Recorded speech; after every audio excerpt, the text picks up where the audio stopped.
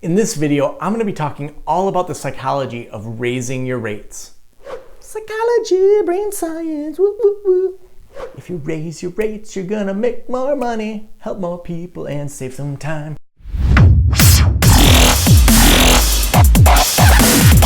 So let's talk about the psychology of raising your rates.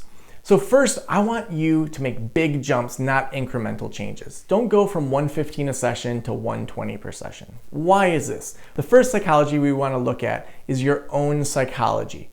Imagine you go from $115 to $120 and the next 10 people say yes to that. How are you going to feel? Okay, I made a little bit of extra money. But imagine that you raise it from $115 to $150 and the next 10 people say yes. How are you going to feel with that?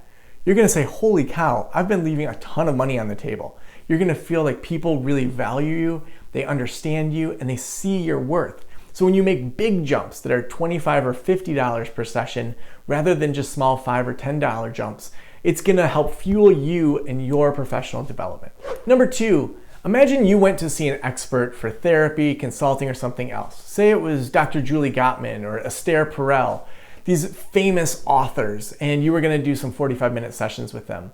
And they were $120 a session or $90 a session. You would probably say, what is going on? You are this expert. Now they may have sort of their own personal mission where they choose to have low-cost counseling. But for most of these experts, if you hire them for consulting or hire them to work with you, you're going to pay hundreds, if not thousands of dollars an hour. When you're an expert, you have expert rates. Now, all of us are experts. Only 9% of the United States has a master's degree. In any room of 100 people, most likely you are the expert on mental health if that's your area of discipline. You're already an expert. That doesn't even include all the specialties and experiences that you have with clients. So make sure your rates reflect that expertise. We also want to think about our rate in regards to outcomes. I once had a consulting client that worked with people dealing with narcolepsy. Now, most of these people, because they would fall asleep, had to have an extra person come with them.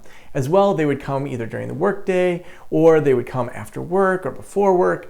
And so when we added up how many sessions it took to really kind of cure this narcolepsy, it was only about 6 sessions. So we looked at how much she was charging.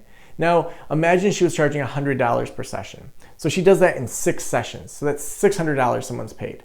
Now, if we look at how much time off work they need to take, how much time their friend or family member driving them has to take, when we actually broke it down compared to the average therapist that was working with the same clientele, we figured out that her worth was actually $800 per hour. Now that made it a lot easier for her to say, you know what, I'm going to jump from $100 an hour to $200 an hour. And people still said yes because the outcomes were there. Look at the outcomes, not the hourly and not the time in the chair. What is the value of those outcomes? And that's going to help you with the psychology of raising your rates. So people buy things that make them feel special, exclusive, and that they're getting results. And so by having higher rates, you're saying this is something that matters. This matters more than the cost of having your plumber come fix your stuff in your house or an electrician that's going to come in. And no dissing on those occupations, but you're helping people transform their lives.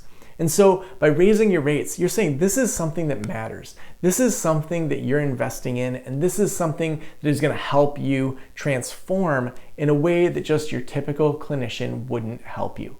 People feel special, they feel exclusive, they feel like this is something that's really worth investing in.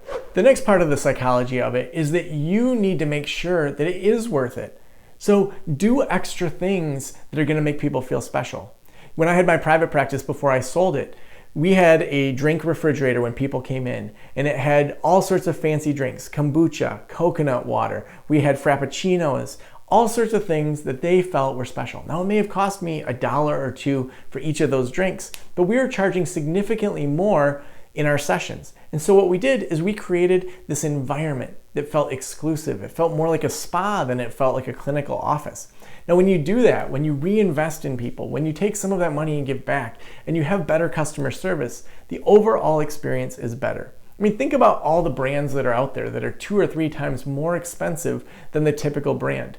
Both brands help you in some way, but people choose the exclusive brand because of the extra features. Now, it may be only 20% better, but they're willing to pay 50% more. Lastly, you want to have people that refer other people. So they're going to be saying they are expensive, but they're totally worth it. You want to be able to have people saying that. And when you attract that ideal client, they're going to brag to their friends when their friends have similar issues that you work with. So raise your rates. And in the next video, we're going to talk about exactly how to raise your rates. Make sure you subscribe to our channel.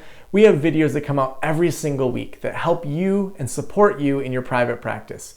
Subscribe below somewhere in here. Sam's going to put a little link. Make sure you comment and like this channel as well. We want to help you and engage with you on many different levels. So if you have questions, if you have pushback, if you disagree, put it below as well. And I would love to engage with you and have a discussion about your thoughts on raising rates.